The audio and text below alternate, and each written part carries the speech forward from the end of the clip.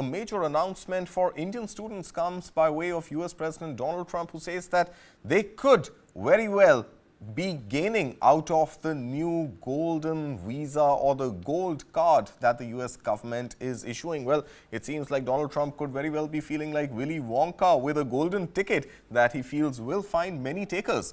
In fact, as many as 1 million takers if you go by Trump's hyperboles. And that would be enough to pay off the entire US national debt. Well, let's try and understand what this gold card is all about. Well, to begin with, the Gold Card initiative, which seems to be Trump's golden ticket to attract more investments into the US, ensures that if you pay $5 million, you get set for being on the fast track for a US citizenship. Now remember, this is a 5x increase from the existing EB-5 investment visa route, which required only $1 million in investment and 10 jobs to be created by way of that investment. Now, Trump's target is of 1 million gold cards, which would raise as much as $5 trillion for the US government, and that would be more than the total national debt of the US as per Trump. Now, Trump also says that Indian, Chinese and Japanese students are likely to benefit. On the show, we ask how, and will this gold card see flight of capital as well as flight of talent among India's wealthy? Well, joining me to discuss this and more this morning, I have with me Mr. Dilip Cherian, Image Guru, who's taken our time. Good morning, Mr. Cherian. Thank you so much for being here with us on News 9. I want to first come straight to Trump's latest remarks that this gold card is going to benefit Indian students. How do you think Indian students will be able to afford a gold card? I would say wait for the fine print. Okay. Because, you know, the announcements of Trump have to have a major figure attached to it. So 5 million is a great number. Attempting to sell 1 million of those is the kind of number that appeals to the Trumpian sense of the self. But if you cut out the hyperbole, I don't see how this can actually work in the short run. And as you said, this could result in the emptying out of many countries' coffers who are bound to place restrictions on it. And some of it may require countries to enact policies to guard their own citizens from becoming victims, I would call it, of this. As far as students are concerned, I'm sure that what he proposes is probably a lower priced silver card or a copper card for them, and where he will try and extract money for the US state as opposed to the US university system. So let's see what he comes up with in this 20 announcements a day government. We've seen lots of those happen. And I think we should just watch to see what he tries to offer to Indian students. Right. I'm not sure copper is going to be the right nomenclature given the duties on copper which are being raised in the US, Mr. Cherian. But let's listen into that 20th announcement of the day that came in earlier today. Let's listen into what Trump exactly said on how students will benefit from this. We're going to be doing something else that's going to be very, very good. We're going to be selling a gold card. You have a green card. This is a gold card. We're going to be putting a price on that card of about $5 million, and that's going to give you green card privileges plus. It's going to be a route to citizenship. I think companies will pay to get people in. For instance, you today graduate from the Wharton School of Finance or Harvard or Stanford or any college, and nobody knows if you can even go to work for a company. So Apple and all these companies that want to get people to be working for them will be able to buy a card, and for the people that are #1 in their class at top schools, I see that as one of the things. Would a Russian oligarch be eligible for a gold card? Yeah, possibly. Hey, I know some Russian oligarchs that are very nice people. It's possible. All right, they're talking about Russian oligarchs as well as Indian students graduating from Harvard, Stanford, and other Wharton universities in the US. First up, Mr. Cherian, stay with us, but let's just try and differentiate between what this gold card versus the EB-5 visa really is. Number one, on the investment front, the gold card, like we've been telling you and what Trump also just said, $5 million is what you need to pay as opposed to just $1 million, which need to be paid in case of the existing EB-5 investment visa route. Now, on the job creation front, the gold card, as far as I understanding goes right now, does not require any employment generation by way of that investment to happen in the US. But in the case of the EB-5 visa, you required 10 jobs to be created with that $1 million investment. In addition to that, there is also this question on citizenship. The gold card, as per Trump, is going to be a speedy pathway to citizenship, and it's not going to immediately buy you the citizenship. In the case of the EB-5, there was still a 5 to 7 year wait period to get the green card and not full-fledged citizenship in the US. Now, Trump's golden ticket and who really gets to benefit, he has mentioned the Russian oligarchs and he's saying they're good people, but there is also likelihood of Indians and Chinese and not just students who may want to opt for this. Number one, there's going to be a high cost, and that could perhaps deter the kind of offtake of the EB-5 visa. But on the taxation front, well, the US taxation on global income, which was prevalent in the case of EB-5, if that continues for the gold card as well, then that could become another second deterrent. But historically, the demand for EB-5 between Indian and Chinese investors has been high. So let's come back to this conversation, Mr. Cherian. Is this going to be flight of capital? Is this going to be easy access to live a better life, especially for the rich?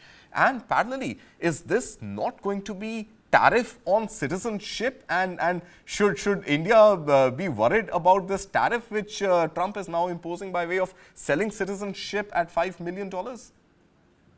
You know, the aspect that we are not watching for carefully is that Trump seems to have the typical East Coast battle with the West Coast, tech giants.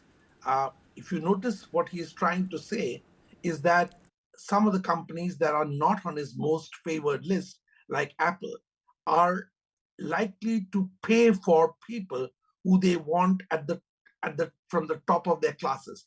Now, please understand that Apple and Google and companies like that will not be able to pay $5 million for a student who's just coming out of one of these schools, because they're taking a bet on them. And also, unless they can find some golden shackles to keep them on their payrolls for a long time, it may be risky money. Do the companies have the money to pay for the kinds of workforces they need? I don't think that they're going to spend it, even if they have it. Number three, does this mean that it's just those who are going to be working from offices who are hyper talented and extraordinarily important? Are those students going to be identified early? Maybe a handful, but I think that the gold card sales will largely be to individuals who have reasons to leave the geographies they are living in. That would be the ideal kind of candidate. In addition, extraordinarily wealthy parents may want to buy a card or two for their children who want to look for a life abroad. Okay, but Mr. Cherian, while it's understandable on why some people may want to pay their way to live the American dream, but what exactly is there in it for Donald Trump and for the US? Remember, he has come to power with the promise of potentially discriminating between Native Americans, white Americans, and the rest of the world. So does this seem a case of some sort of a contradiction on account of Mr. Trump, that he is encouraging people to buy their way through this gold card and really become citizens of America, live the American life, and what seems to be the benefit to the US in addition to some talented people or some ultra-rich people who find residence in the US? The ultimate core of Mr. Trump's presidency is about deal making. And this represents the art of the deal. He's most happy when he's dealing with individuals. So in a sense, this is a classic Trump move where he wants to actually dole out individual cards to people. The corporation argument is one of the arguments he's made, which is to related to students. But I think that this is exactly what he wants to do. Does it relate to the American the huge debt situation and the deficit that they're working with? I don't see the numbers racking up enough to be so significant.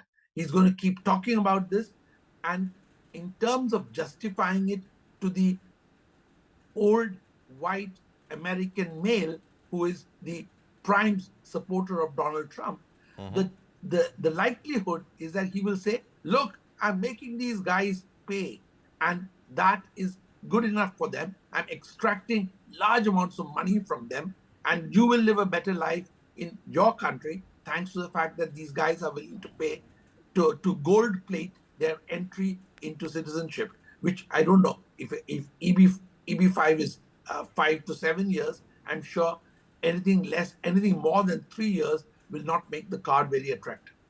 Okay, and just comparing it back with EP5, Mr. Cherian, now is there not an economic case in Donald Trump actually still insisting for investments to be made in the country and not just money being given to the government to buy your way into the country, and creation of jobs? Because EB5 required people to create, individuals who opted for EB5 to create at least 10 jobs. So does that not sink in better with Donald Trump's Make America Great Again plans as opposed to just people buying their way and becoming citizens of the US?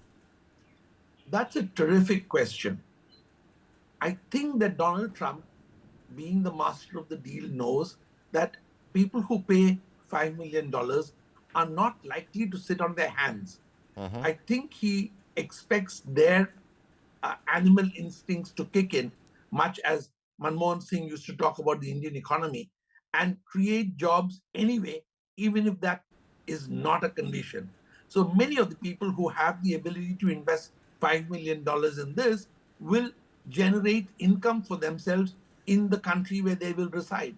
So unless you're talking about really people who have no future left and are only using the last bargaining chip of 5 million to go and become US citizens, I think most of these people will generate probably hundreds of jobs, not just 10 jobs.